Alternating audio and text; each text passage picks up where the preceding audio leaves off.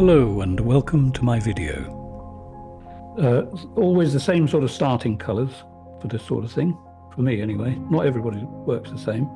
And that's sap green, Payne's grey and red ochre. And the paint is sort of, usual stuff, drippy, but it won't fall off. Hope it won't anyway. And it's basic drawing with a brush to start with, very, very simple. So I'm going to sort of bring that across sort of like that. And I think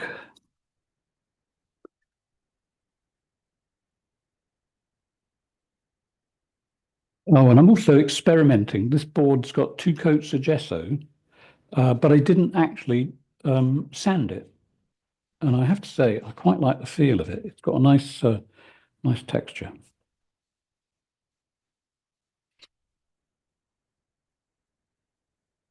It's almost like painting on sandpaper. Now, I'm not going to do the trees up there at the moment. This isn't actually a tree. This is the shadows that you'll get behind the tree. Let me turn the viewfinder around on my camera so I can see what's going on. Okay. Very, very loose approach to painting. Now, this will be snow all the way down across here. And, oh, that's sorry, I've got paint falling all over me. Just a minute. And then the path is going to be sort of over here, like so. And I'm going to try and fix it so that there's enough interest in the painting so that your eye won't fall off with the path, if that makes sense. So I'm going to have something there, very, very basic. And then I think we'll take that across there. Right, now what will happen above this, I'm going to put the sky in first. What will happen above that will be basically 2 or 3 tree trunks. And then I'll use these shadows so that I can work into them with a bit of light. But the next thing is a bluish, greenish background. So I'm going to use royal blue, phthalo blue. Don't often use phthalo blue, but I found a tube in the other room, which I haven't touched for years. And it was so difficult to open the thing. Once I did open it, I felt that I really had to use it. So royal blue, phthalo blue, Payne's grey. And that's so that I can get a background. So the background will be there. And this will be like a tree line in the background. And then take it down to just the edge. Are you getting a reflection at all? Let me just check. So far, so good.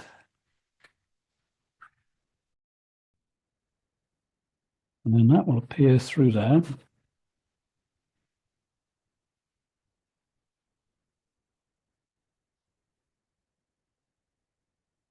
Doesn't really matter. This is not deliberately flat, and that is not deliberately, hasn't deliberately got a bump in it.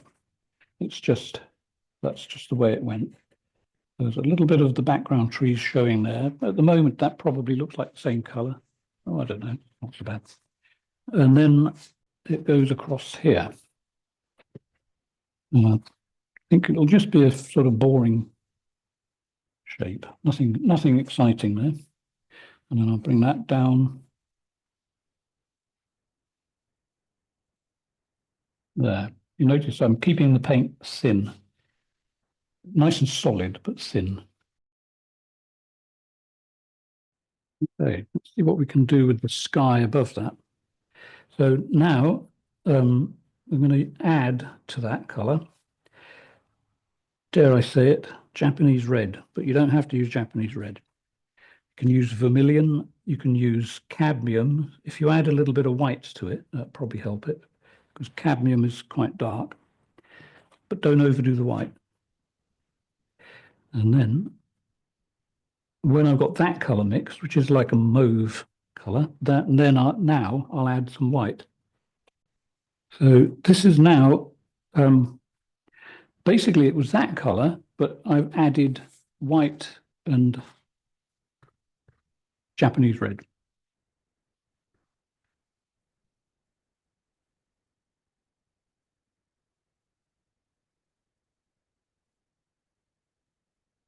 So keep it as loose as you can. And I quite like this sort of flat sky occasionally, particularly when it's about to snow, which it looked like here earlier today. But the weather forecast says it's going to get warmer. So who knows? Right, so I'm extending that with a bit more oil. And I'll just take that right across.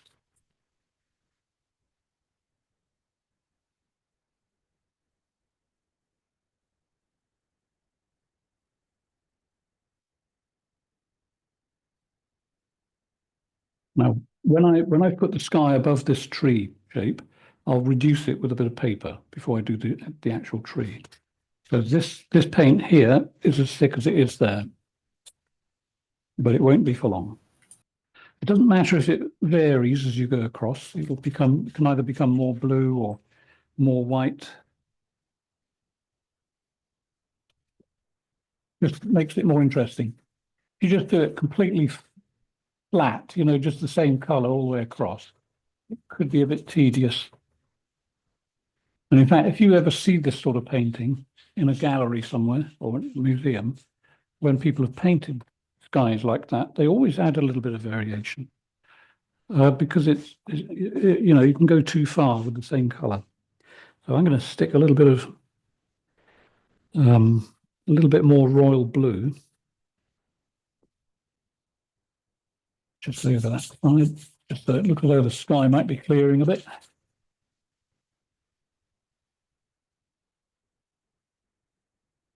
Never figure out what's rattling on this. And I'm actually thinking of getting a proper studio easel instead of these are actually very good easels, French box easel, but they do wobble a bit. And I think a studio easel would probably be a good idea. Okay, so even more royal blue.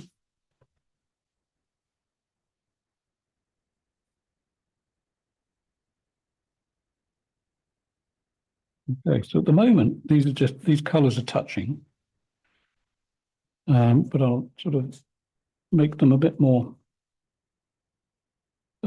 natural looking in a minute. And a little bit of paint in there.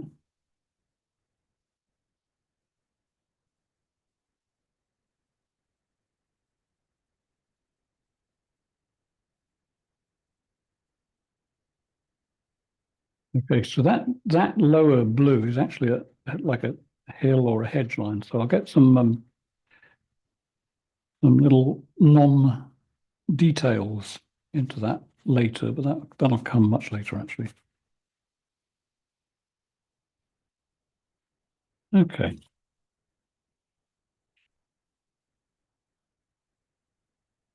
now then, I'm going to give my brush a quick wipe, or I could just use a new brush. And I'll use a new brush. I might need that. Right. So what I'm going to do next is some white paint, but no oil added at all, because there's plenty of oil actually on the painting. I'm just going to sort of scrub that around the horizon.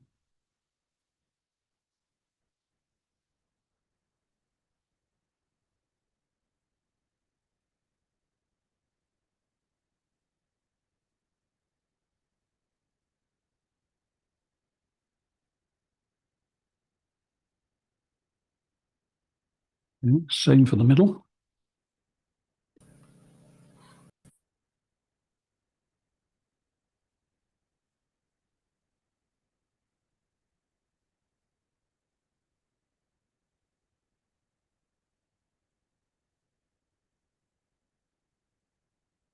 And right over on the right.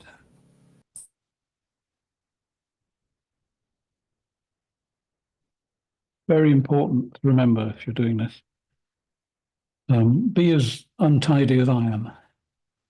Don't try to sort of make everything perfect.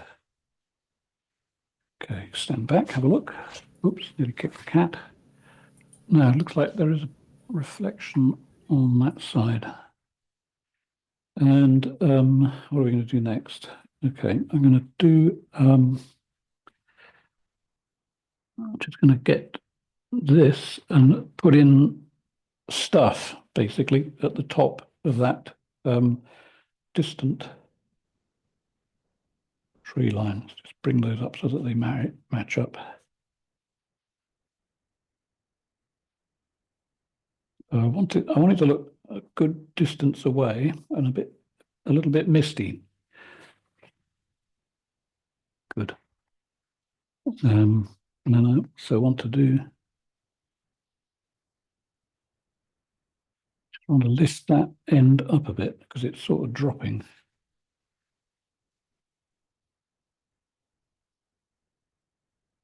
The trouble when you stand to the left of a painting and you paint what you think are horizontal shapes, they always go downhill. So you have to correct that. And it's always difficult when you're making a video because you don't really want to keep getting in the way. So I might have to get in the way to some extent just to sort of lift it up. It's quite surprising how much it's dropping. I'll work my way across. So let's have a few shapes there. And then be bold and bring that right up, I think. That should have corrected it, I think. It's better. And the shape of the snow will change. I can do that later, though. I can sort of add that on once I've finalized my foliage. And this is now about the time where I need to get rid of these little white bits here.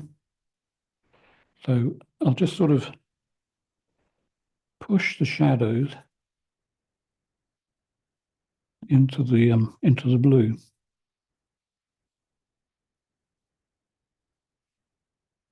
So how is that looking? To some extent, when I edit the video, I can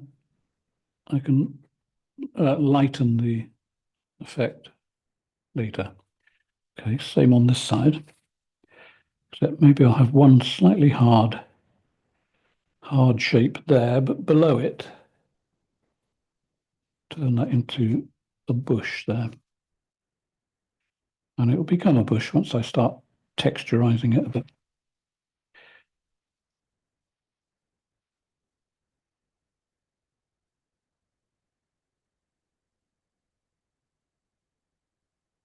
Okay, that's okay.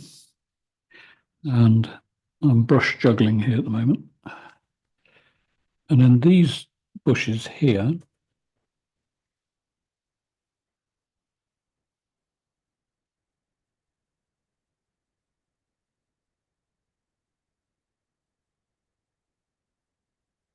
they look like sort of pillars, but they will have height to them in a minute. These are like masses of twigs at the bottom, which is the effect I'll get in a minute. And then they'll go up to spindly trees at the top when I'm completely happy with the sky above it.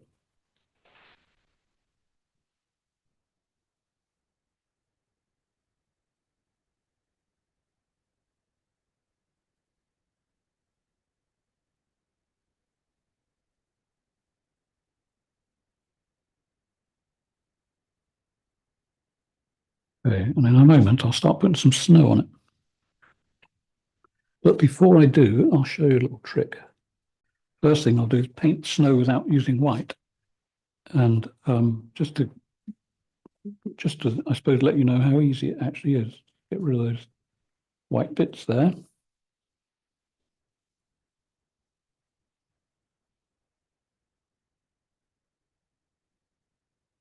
I always like this effect. We're going to have like a mound of snow at the bottom, I think, so that whatever that solid bit there is, be connected to the rest of the tree. So I'll make that more like that. So by doing this shape here, I can give the feeling of piled up snow. That's the sort of plan anyway. And then snow with grass poking through over there.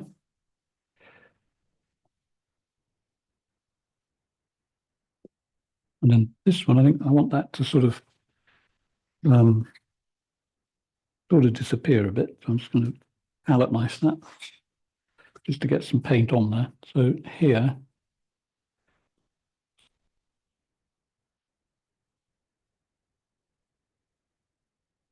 mixing the sludgy color with the white. And then it sort of comes up the tree a bit in a couple of places. And so that's actually sort of underpainting. You'll see it when I take the photo anyway. And now let me think if I put any more white on there. The other side. Okay, I'm going to just start to paint the path, I think. So for the snow, the first thing is to put in the shadows. So I'll put in soft shadows first, which is basically just white.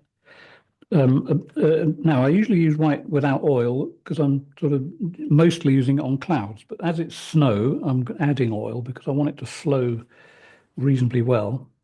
So the shadows are going to be made from white, tiny bit of royal blue, and a bit of Payne's grey. I just need to look at the painting to figure out how deep my shadows are going to be. So yeah, okay, should be almost it. Always do the shadows first. So it's the same with anything in oil paint, basically. A little bit darker. I'm hoping that the next class will actually have a camera poised above my palette. Like that, I think that'll do it. Okay, so this is the only thing that's going to be remotely like drawing, I suppose. So I've got this idea. How white is it going to be? Let me think. There's going to be a shadow. There's going to be a shadow down here on the path. Don't forget, make the path nice and wide at the bottom.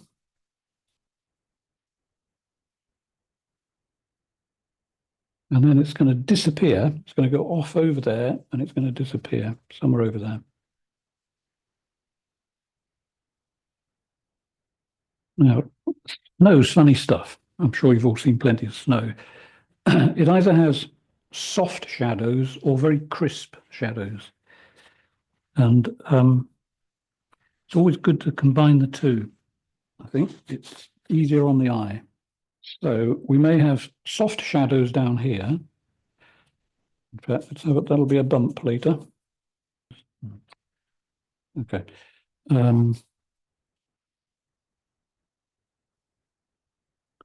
A bit of a hump in the snow there. And then a few sporadic bits of,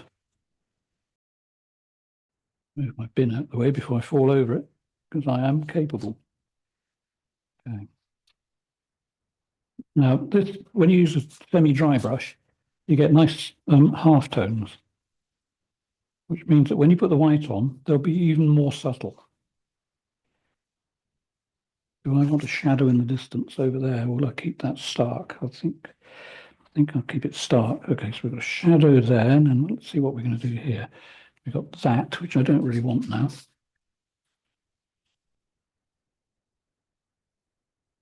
And in fact, while I'm at it, I'll just take away some of this up here.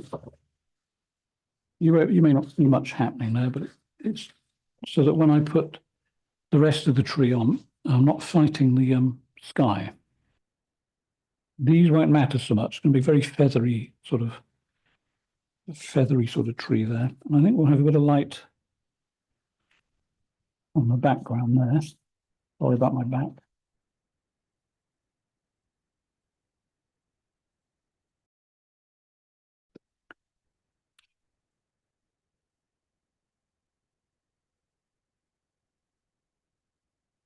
You want to practice doing painting standing from the side, because I'm hoping that some of you will get YouTube channels going one day. So this has all got to lead to something. But just try standing to the left of your picture with a pencil and just draw what you think is a horizontal line going across, and it will go down. But of course, now I've told you, maybe it won't. Maybe you'll compensate for it. So let's have another ridge. Just into the ridge. Now, the reason I've rubbed out the bottom bit of green on this thing is because I want to put white paint on the bottom edge. And as usual, I don't want to go to battle with it. Do I need another brush? Can I get away with that one? Because of where I'm going to put it, I'm not adding oil. It's just literally just white because I want to make sure that green smudge is basically eliminated, or as much as possible anyway.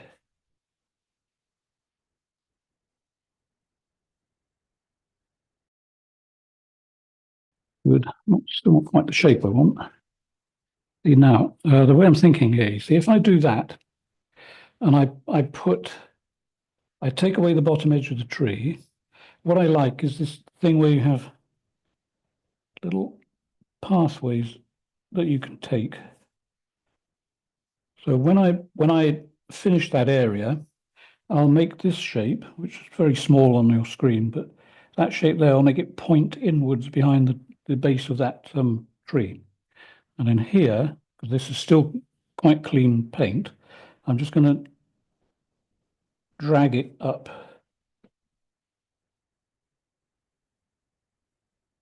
And into the tone that I've already put on there for the trees. Let's just imagine what it would be like. So you've got to put yourself in front of the landscape. So what would happen there to make it more realistic?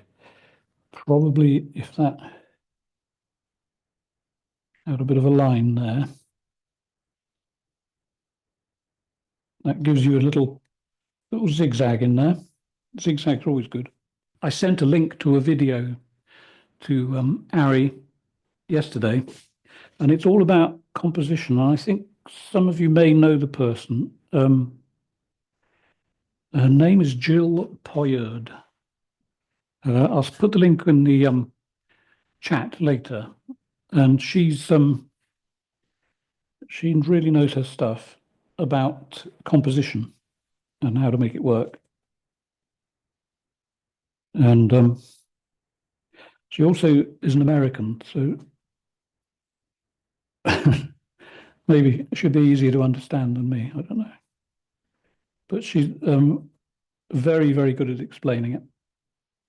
Okay, so that's that. Now, then what am I going to do up here? I've still got that lump of white there, so I think I'm going to take this just up a little bit, just to conveniently fill all that stuff.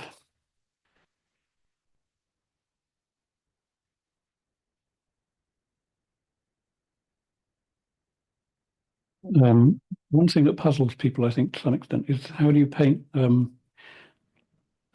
trees without leaves? Well, I tend not to. I always like to leave a leaf on. You know, I like the idea of sort of early snow when you get a mix of two. But if you wanted to show lots of twigs quickly, then you can do the sort of this sort of method where you just literally make sure that the sky shows through whatever it is you've put on there, and that sometimes will give you the feeling of a bunch of twigs. In fact, I'm going to take a branch out there, so I'm just going to put a lump of paint on that just to sort of sit there, and it will come to an end, and then I'll twig it, put a few twigs on it. Okay, so the edges now, the edges here all need to be quite soft.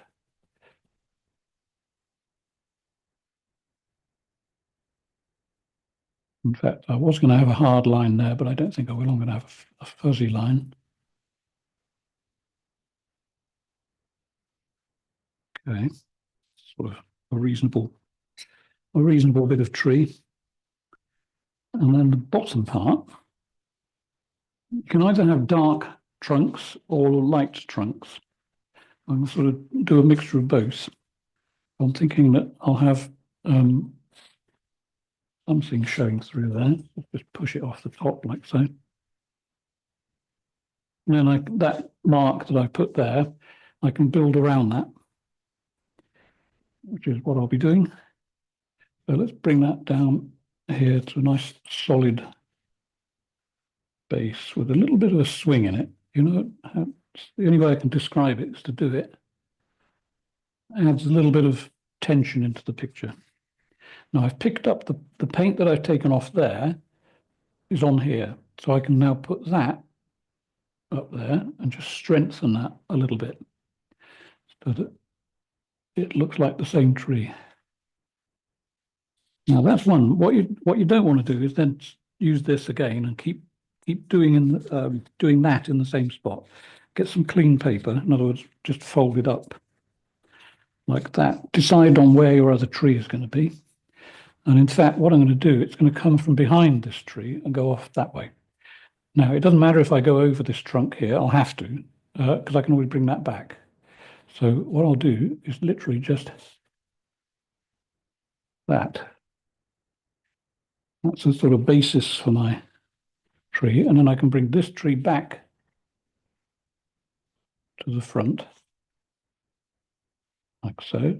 Always take it further than you want to.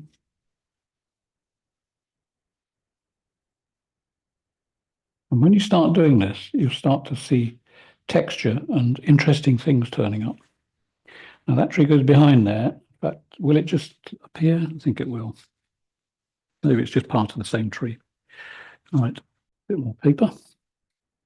So I'm just going to throw in a few spindly branches. Let's have in fact, I'm not going to do anything with the sky up there now. I think that's all okay. So what I'll do is, because these are going to be sort of spindly type trees, I'm going to sort of pull that down through the sky and then through there like so.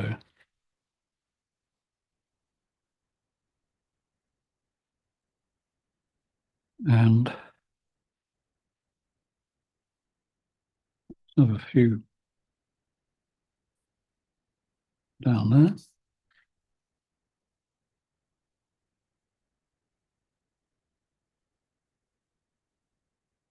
Not to worry too much about what they look, how they look, because as I always say, everything changes.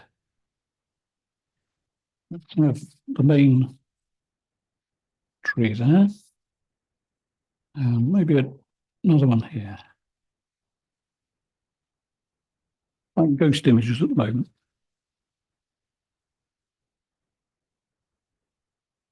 And then we'll start moulding a bit of snow. See, do we need some interest over there? I was thinking of fence posts somewhere, but I don't know. Could do.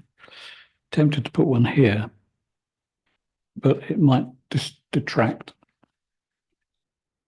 While I'm thinking about it, I'll just put a little bit of white through there. And with snow like this, let it mix with the colours that are near it. I don't know how to explain it, but it just sort of seems to need that. Because there's always a transitional area between the texture of the leaves and the snow.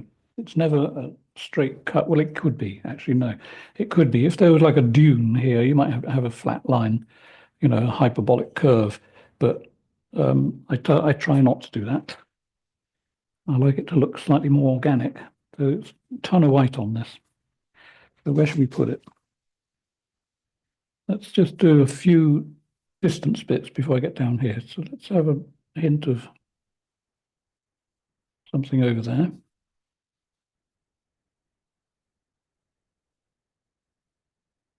Yeah, still got slope. Let's see if we can get that up a bit. Just be brave, push it up. There we go.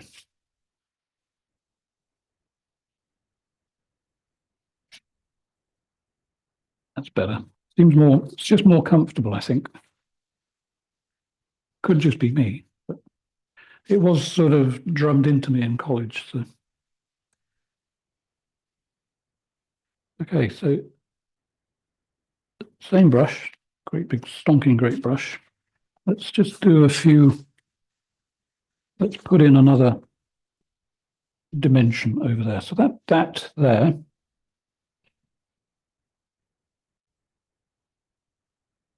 is related to that, obviously. What am I thinking? I'm thinking I want to put a bit more. Let's just put some white on there for a minute. Thinking that I want to just sort of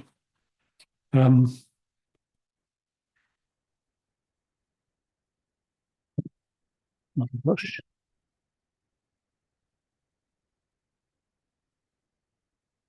I want to do another layer of distance. So I'm just going to sort of push that in. A ridge before you get to the next ridge.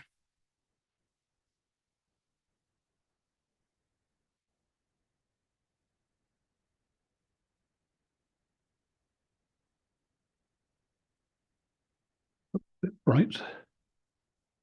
So if you do something like that, I know it's snow and snow is contrasty, but you've got to think about how to push stuff into the background.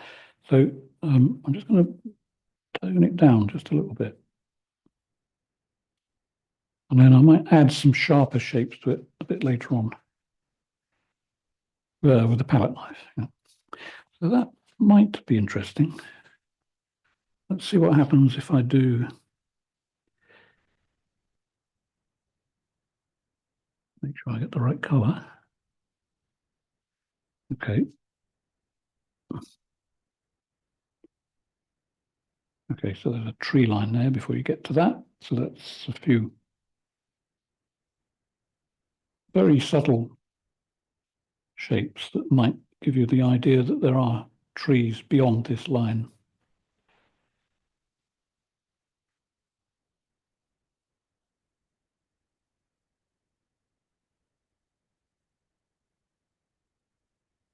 Good.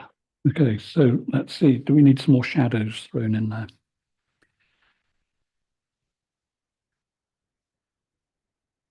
Yeah, I'm going to leave that. I might take the snow out that way. So there's like a ledge there. But see.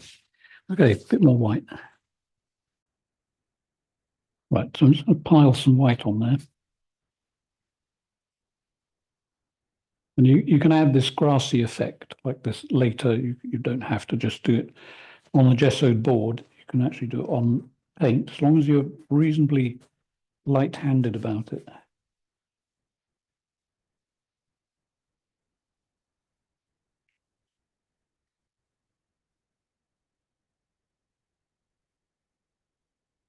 And if you, for instance, let me show you there. If I just leave a slight green stain, can you see it? Yeah, it looks like grass coming through the snow from a slight distance.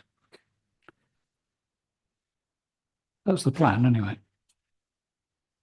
Okay, now, so the snow in the path, I'm going to do this little trick here.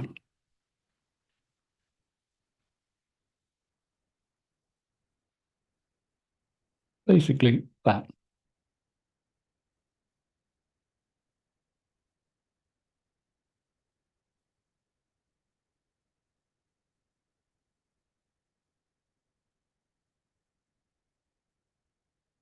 And then some white without oil, just so that you've got a, you need some bits that are really quite eye-catching. So I just add a little bit of contrast here.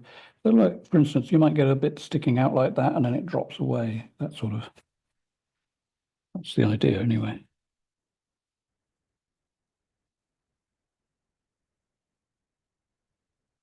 Don't know whether you can hear the cat. She's talking to me while I paint. Bit of palette knife, I think. Let me see. Right, first of all, let's get the load on there.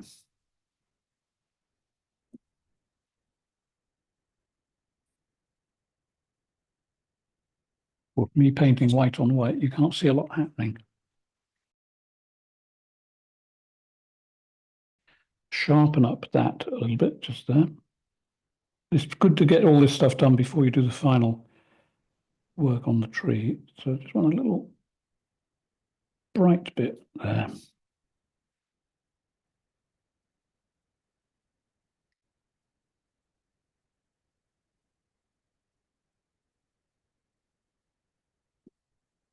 Okay, that hopefully will take the eye to it.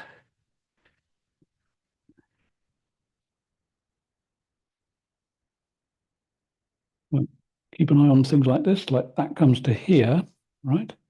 So where does it go after that? Now, it could drop suddenly down to this level, but unlikely. At least in a painting, it's unlikely. So I'm going to continue that just there.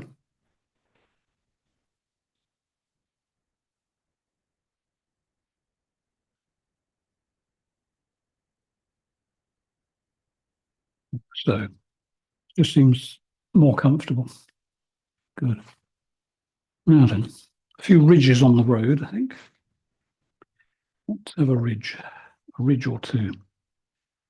Although it sort of looks quite comfortable as it is, but I think it wouldn't hurt. So there's a load of paint there. So let's just have a line, but not a line. It's got to be connectable. It's a series of marks that your brain will connect up through the painting. So that hopefully leads you to that and that. Now, if you just did straight lines, it would be a little bit boring. So a broken line is always more interesting than a solid line. I think unless you're an architect, then it might matter. So here, I put some white there sticking out over the path. So I just want to strengthen that. Now, if you try to strengthen something, which is what I just tried to do, and there's too much paint under it, the bit I want to add it to is there. So I'm just going to sort of take some of that and thin it down a bit.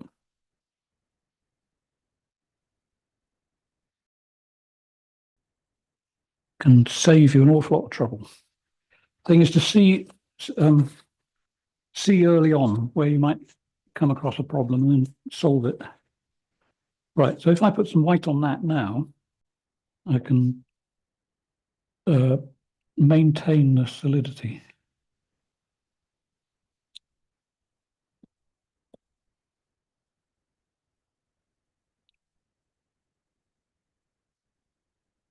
Not too bad.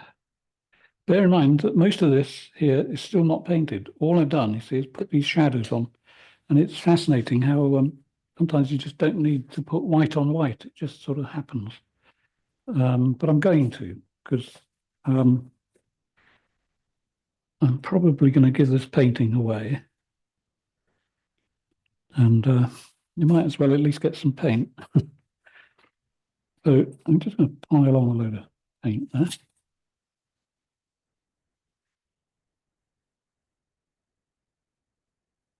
But I need to squeeze a bit more.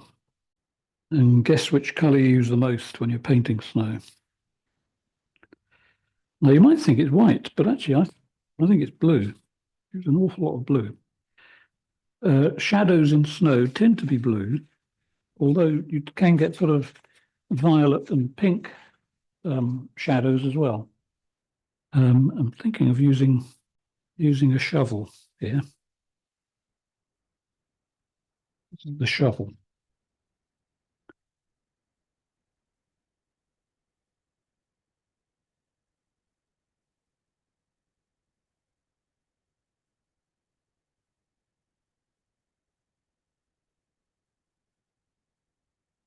Very satisfying palette knife.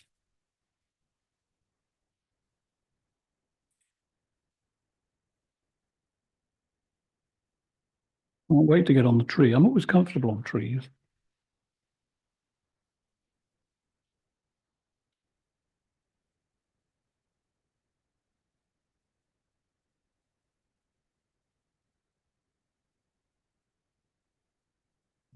A dark shape there, which is just a little bit too dark, I think. So I'm just going to smudge that in with the white.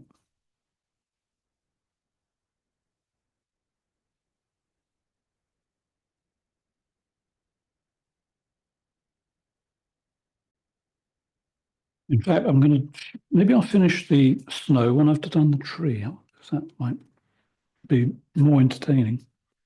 I probably will in a second. I'm just going to put some more white over there.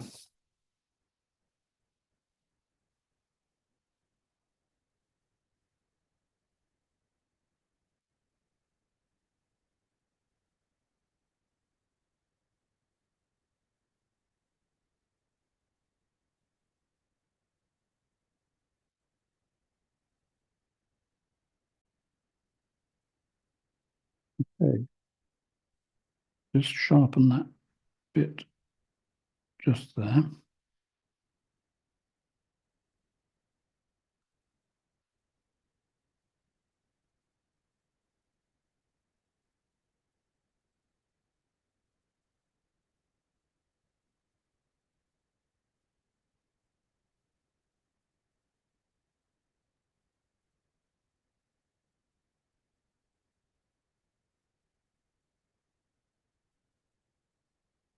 I'll make that look a bit slightly more complex. Complex can look messy sometimes. Let's try simplifying it. A lot of this is experimental, of course.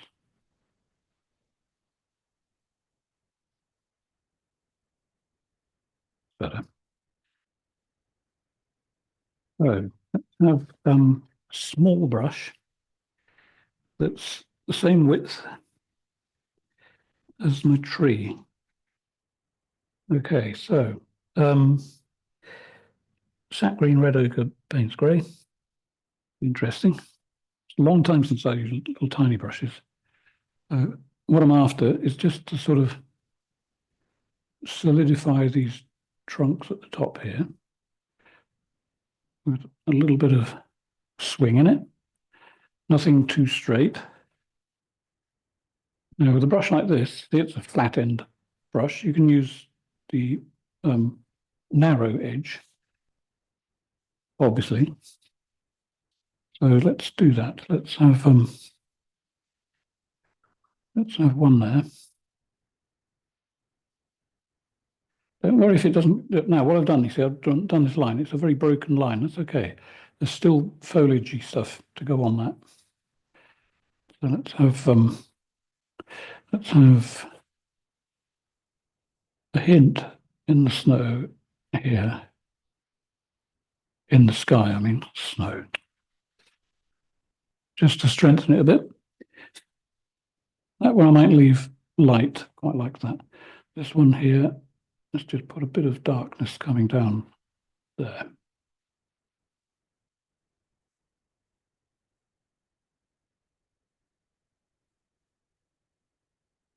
Good. Now these tree trunks, of course, it won't be so stark. Well, it will be stark, but it will be broken up because there would be foliage in front of the tree trunks. Do I need any more big branches?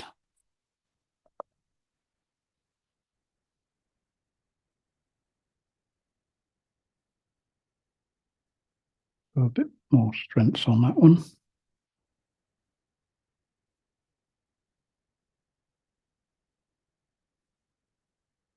Have a few shapes in there too. I'm going to connect these two. So it's not a tree going behind this tree. It's just a tree. So let's see. What should we do with the foliage? First thing to do is the bold foliage. If you're going to have foliage at all, let's do some bold.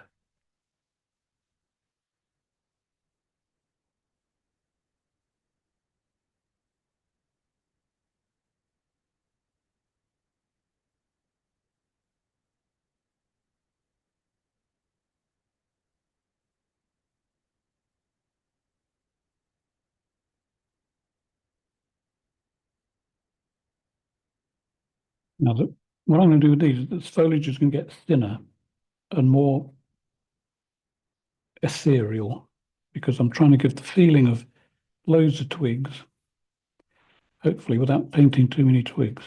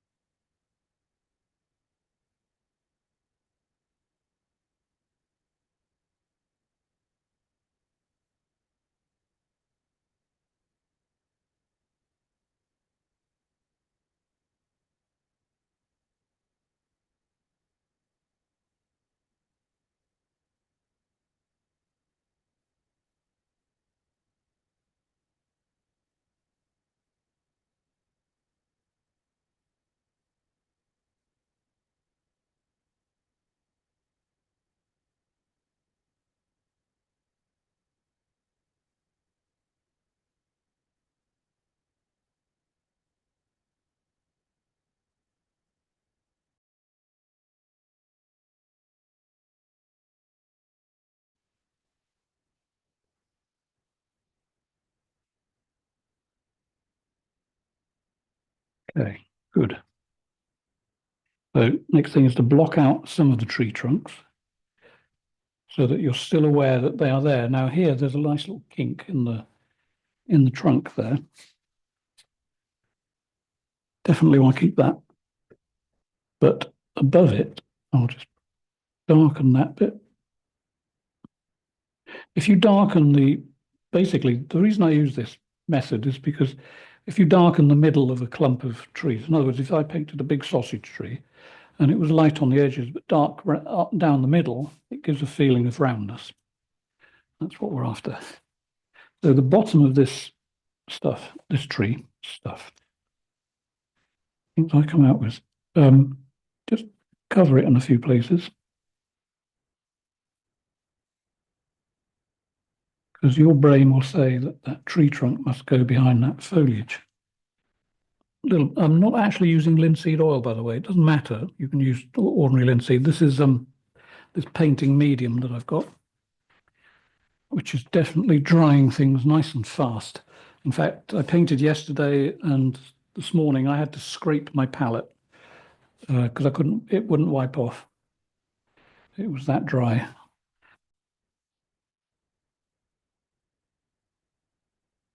I'll show you the bottle later. I'm not quite sure whether it says exactly what's in it. I know there's definitely a bit of terps in it, but what else, I don't know. Right, so before I get the foliage on, I just want a few little spots that are catching some light. And don't be too fussy about how these look. Just sort of put things in.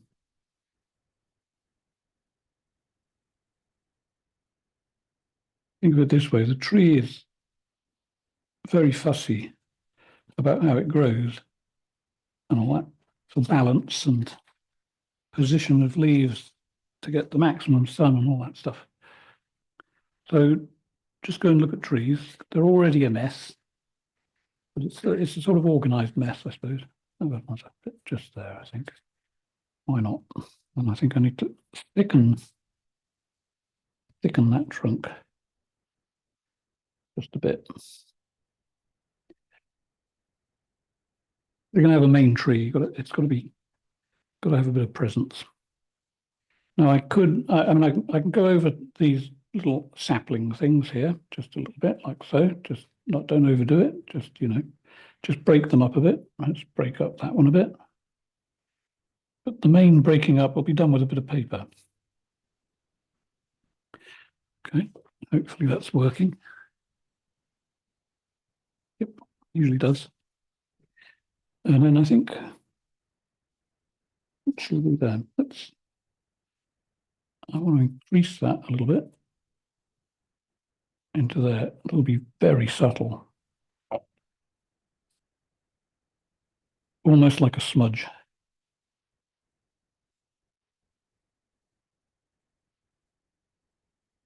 So my quest at the moment is to make the profile interesting.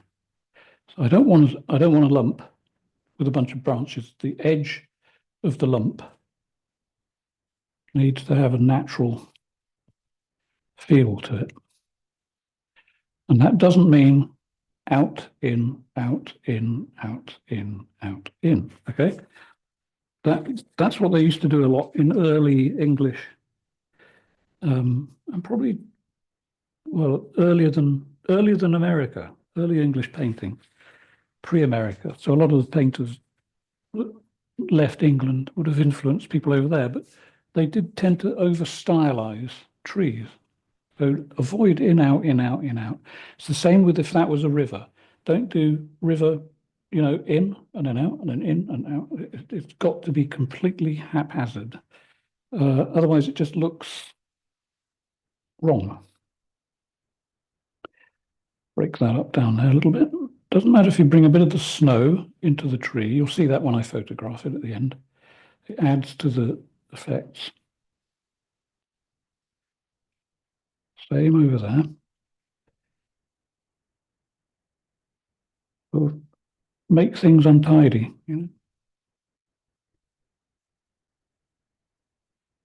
bring that down and a little bit of snow colour into there. And a little bit of a slight bit of a hump there. I think that probably look quite nice. Good. Now, over here, what's going to happen over there? Yeah, but this like, I suppose it could be a hedge line. So maybe there should be one over there. So let's put a bit of a hedge line on top of that snow ridge there. Just put a few bumps in it.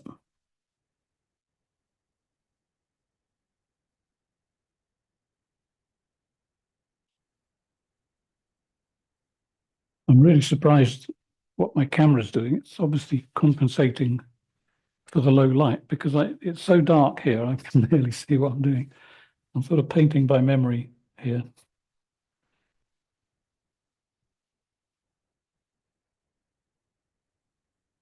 There we are. Nice irregular shapes.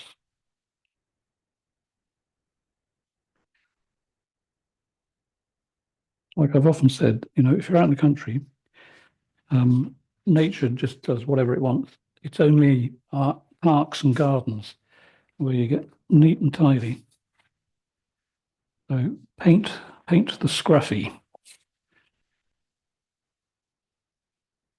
Right. This logically to me says that there should be a dark shape there. Definite, a better connection. Right. So this I'm sort of going to keep quite simple. On here now, I'm going to start putting texture on, but I think I want some shadow to work into. So I'm just going to sort of darken those bits there.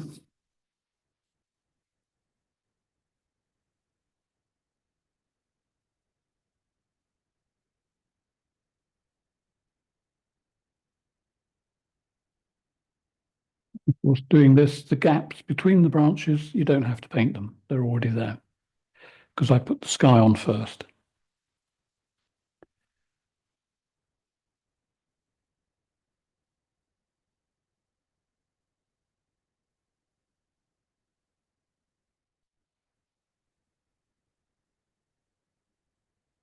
Okie dokie.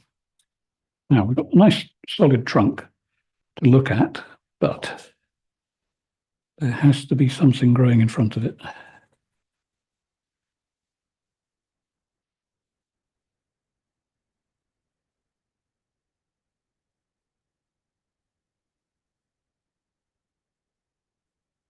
won't go too far. Right, I'm going to do a little bit of snow work. I think we're almost there. So for snow work, I'm going to put in some a few more shadows, very pale shadows. I mean, you can probably understand why it's tempting for me not to do much else to this because the white of the gesso, it just seems to work. So what can I do to make it? Let me think. Let's have a shadow that follows that down there.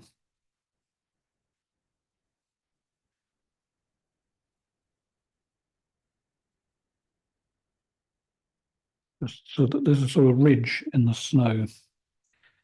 And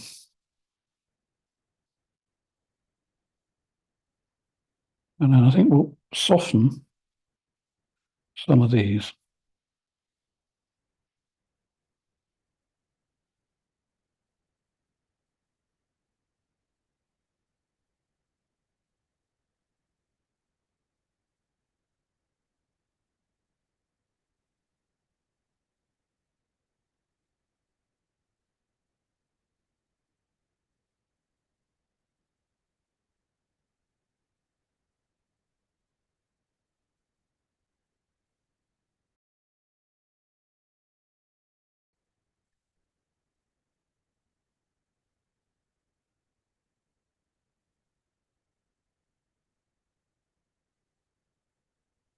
But this is all very hardly any paint going on. It's just so that when I put white over it, see, I'll have some nice undulating shadows, hopefully, anyway. There's barely any paint coming off the brush. But trust me, if you're painting snow, that's what you want. You don't want, because it very, very quickly, if you don't get it right, it will just turn into all the same color. And it will just all turn into light blue. But you don't want that. You've got to have some contrasts on the snow. Looking reasonably slushy, but I'm thinking of doing something there. But I'll work my way across to it. So let's put in a few more bits of Payne's grey, because you will have warm shadows and cool shadows. I could put in the shadows almost the same color as the sky, but it's not necessary, I don't think. What do I want to do there? I think I want to just enhance a few bits just across there.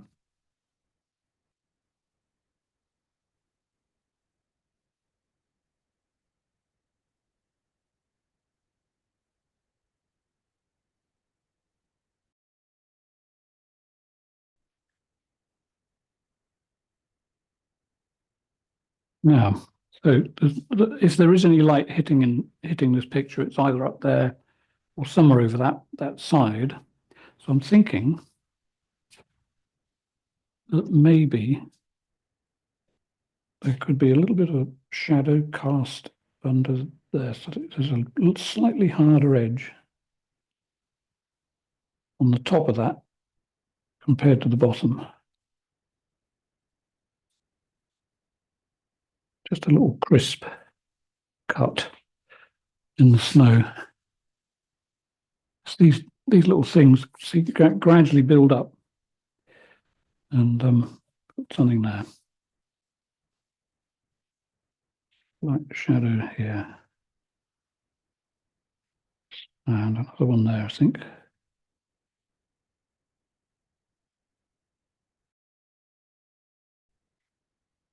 Warming up to fiddling with that just a touch.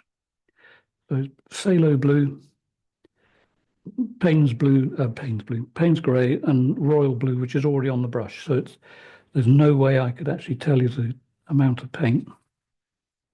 Yeah, that's there.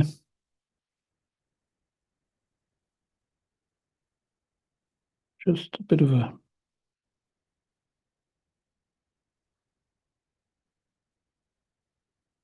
shadow.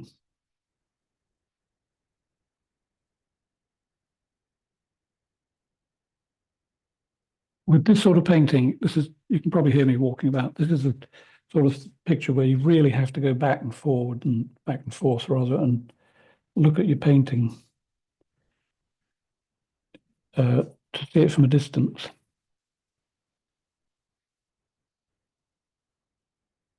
So there's that sharp little turn I mentioned earlier, just going behind these trees here.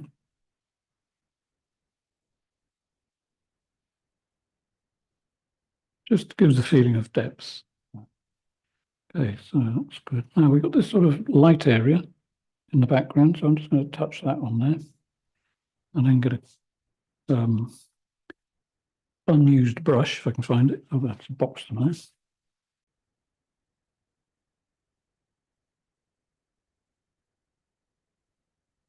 Knock that down a bit.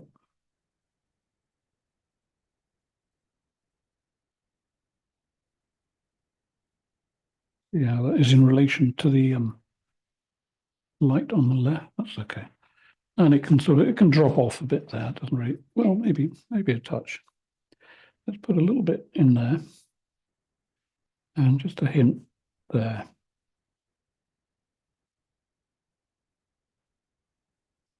There, little touch in there, and there. Okay. The camera will wobble a minute. I'm just going to check the focus.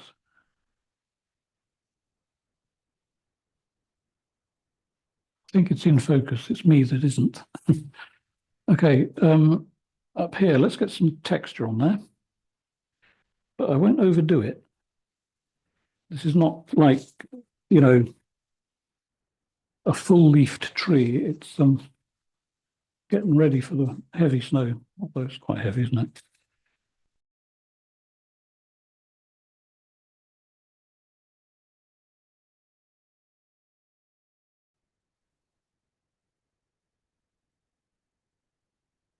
Now, if you didn't have the darks, you couldn't do this. That's why I put them in, and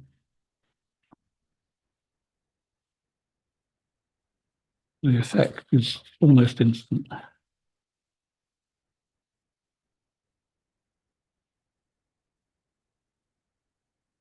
Tree, that main tree is just not doing it for me at the moment.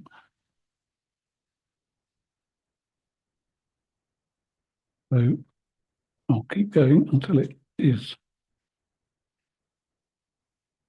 Using a fresh bit of paper each time I dab it. And I tend to dab on the bits like where I've covered the tree trunk. That's where I'll dab, not on the tree trunk itself. So if you can see that area there, I just hit the dark bits. You see, it pulls the foliage in front of the trunk. Right, so what is it I don't like about that tree?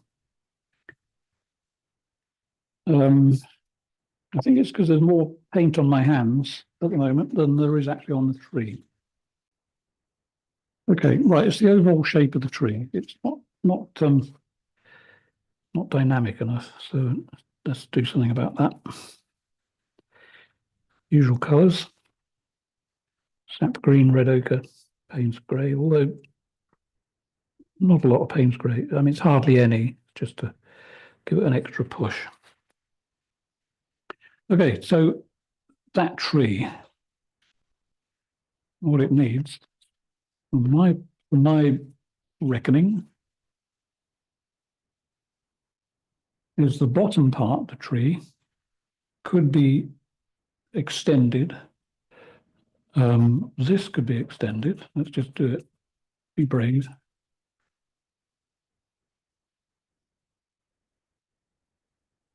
Bit of a lump there. More of a lump up here.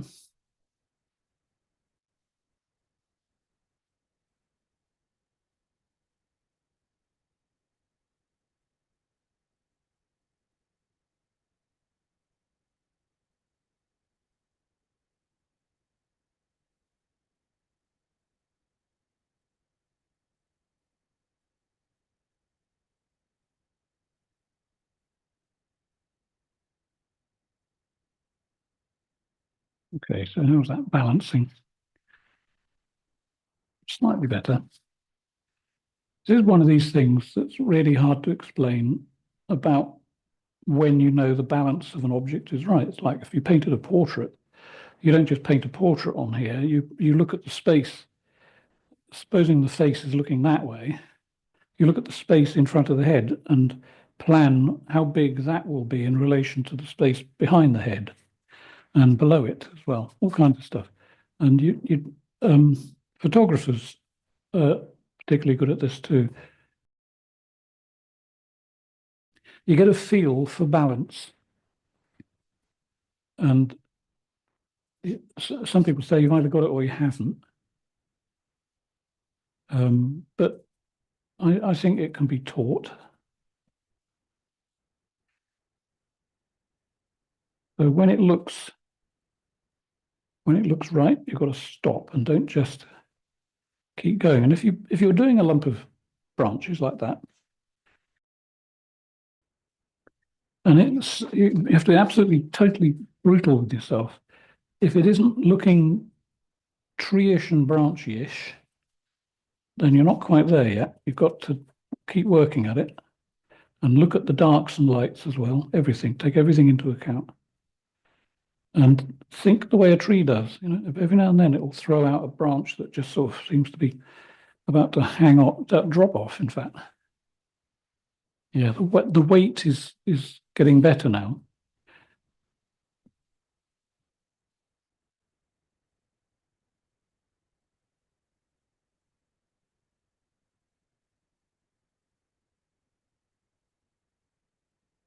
More comfortable. Yeah, it's got a little bit of slightly more personality.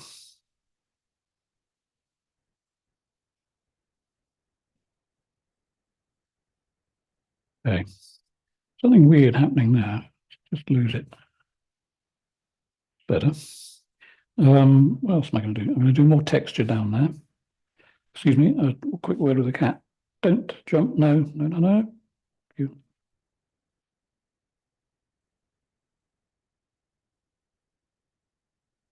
Okay, there. It's a little bit, that's a bit boring. I'm going to tweak that.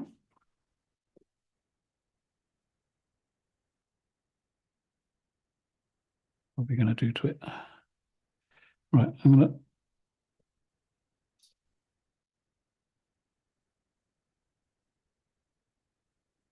hopefully you can see that.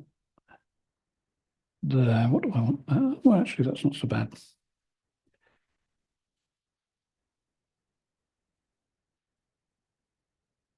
Sorry, I'm going to get right in front of it just so I can look at it, and I'll get out of the way again.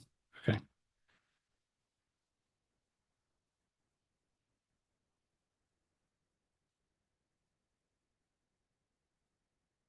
And then I'm going to do a bit more texture, and then I'll do a little bit with my one of my riggers. I remembered to clean it last night, did I? The riggers are probably the most expensive brushes I use. They're about €6 each, I think. I should really take care. No, what? Sorry, come over there. No, go over there. Go there. Go there. That's a good girl. I have to edit that out. um, okay, am I happy with those trees? Okay, so nice crumpled up bit of paper. Hopefully, I won't get in the way. I'm not going to overdo this now because it's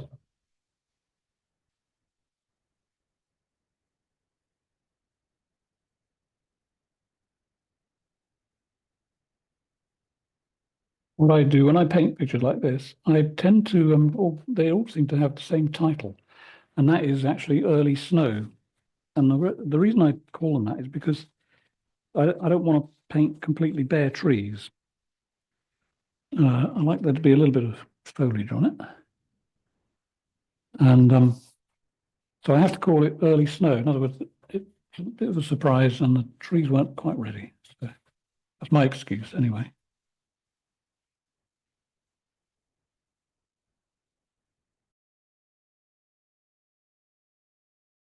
Let's ruin another rigger.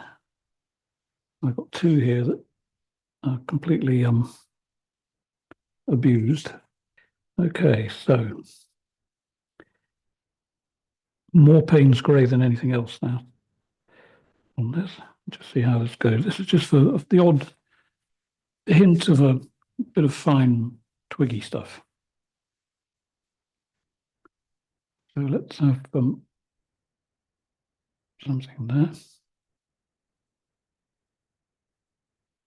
Roll the brush as you come down, roll it, because then you'll put more paint onto the board.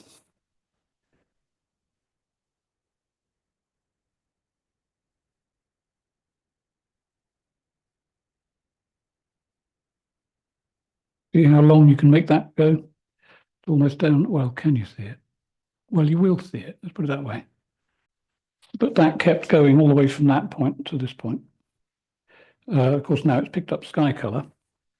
So I'll darken it again. So there's not a big glob of paint on this. It's like a needle. Okay.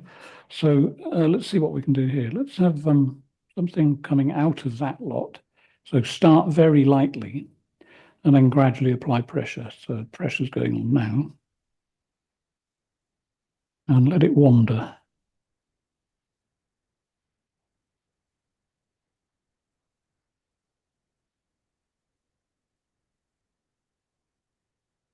And I have to say that's not a bad bit of tree there.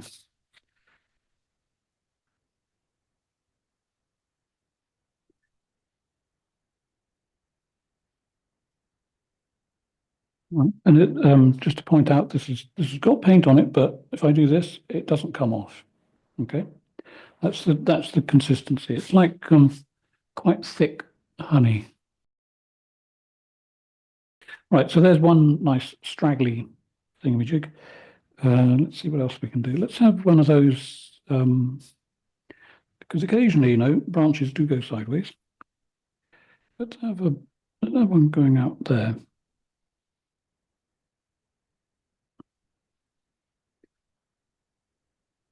I'm sorry I have to keep repeating it, but you'll see this on the photo at the end. A lot clearer than you're seeing now. Okay, so straggly trees. Let's have one over there.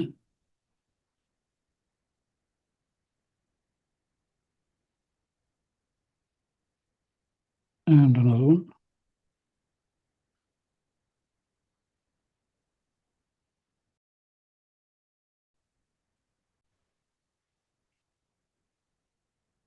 One way up the top there, which probably would come down somewhere down here.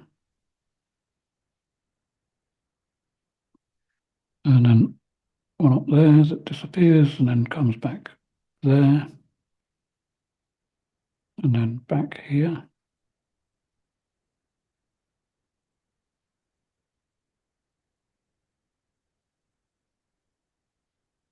There you go. And where else? Let's do resisting the impulse to put in a fence, but why not? Okay, let's have why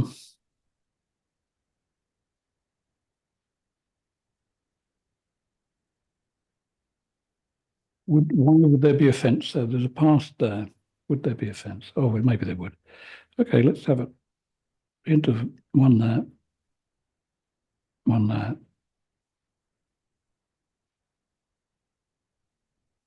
and one there. Thing is, now, this is important. I've got my fence posts in. Chances are, okay, let's say it's wire. You're not going to see the wire from here, not in a painting anyway. If you're going to paint bars between the posts, make them sturdy and wooden so that they can be seen. But mine are always wire. That means I don't have to paint them. Trust me, it's a lot easier. So what I'll do is I'll continue a bit of fence post there. Maybe that'll just be a hint of it. Don't know. It goes behind the trees and it goes along there. So now I want them to be pale. Hoping I'd pick up paint there, but because they're against the dark. These are against light. Okay, in fact, that one could be strengthened. That's against dark and light. So let's have the top part light, bottom part dark, which is what happens. And then the fence posts that go off that way, behind these trees, would be light against dark, getting smaller and closer together. Except not all of them, because the farmer was lazy. Okay, so there's just a hint of some posts. And I think that might almost be it. That's a little bit jarring, that bright bit of trunk there. Not on the camera though, interesting. So I'm going to just add a light branch to it. And I'm going to put another one. Notice when I do trees, again, I'm repeating myself, I always do. I'm known for being quite boring. Don't make the branches get thin quickly. You notice that this tree goes all the way up there. It's not like a giant thick trunk going off very quickly into thin. Trees don't do that. It's extremely unusual. I know in Madagascar you get these big bottle trees.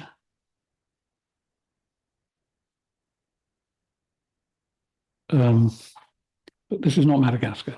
These are deciduous trees, and they're scrawny and skinny. Do not shred the sofa while I'm painting. Thank you.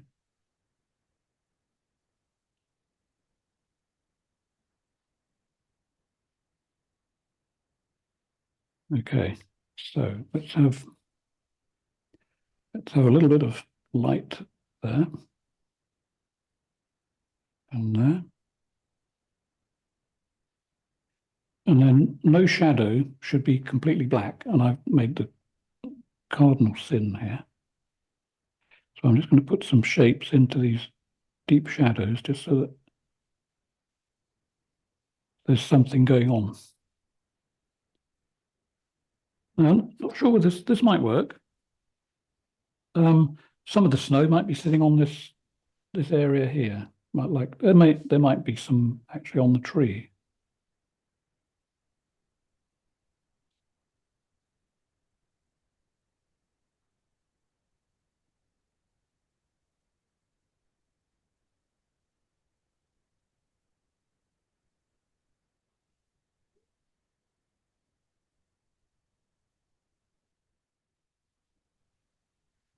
I'll enhance that little tiny bit in there, which you may not see.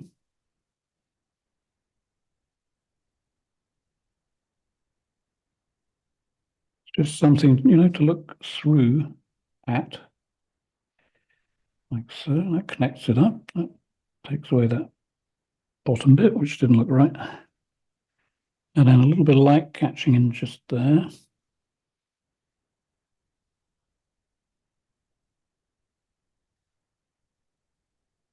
Regarding doing stuff like this from memory, this is not somewhere that I've necessarily been to, but it's a mixture of memories of what bits of things I've seen. That's um, like how to connect things to the ground. If you didn't fuzz up the edge, that would look as though it's just floating there, or like a pretend tree or something.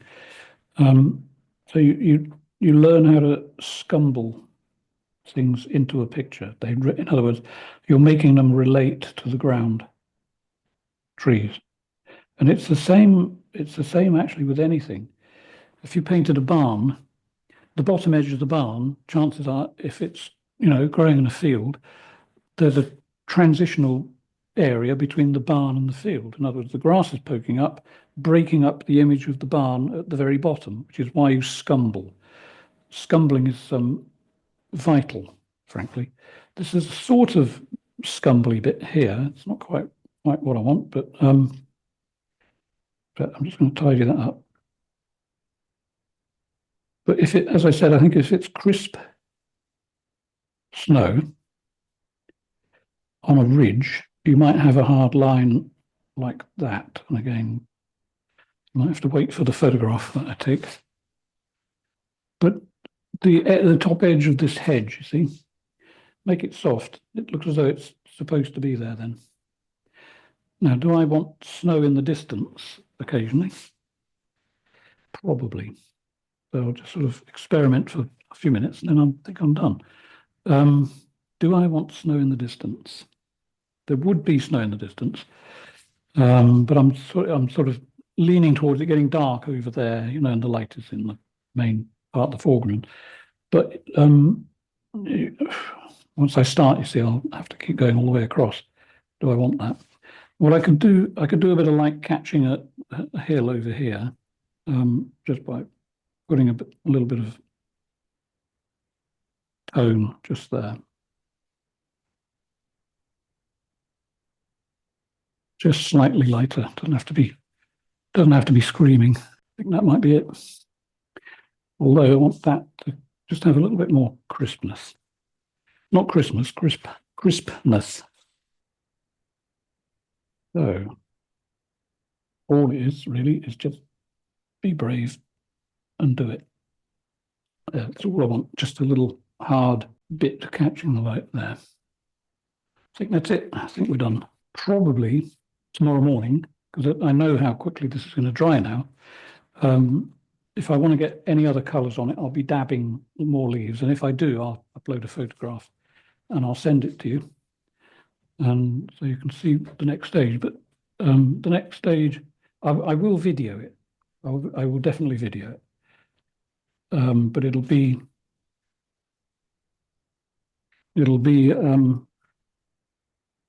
tagged on. Can't believe I didn't tighten it properly. Okay, it'll be tagged on to the end of this video.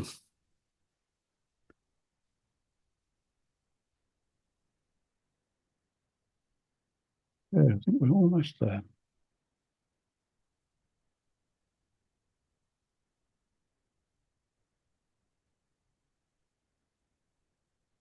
Okay, right, so that's it. Hope you enjoyed it. I'll tag on the new bits around about now.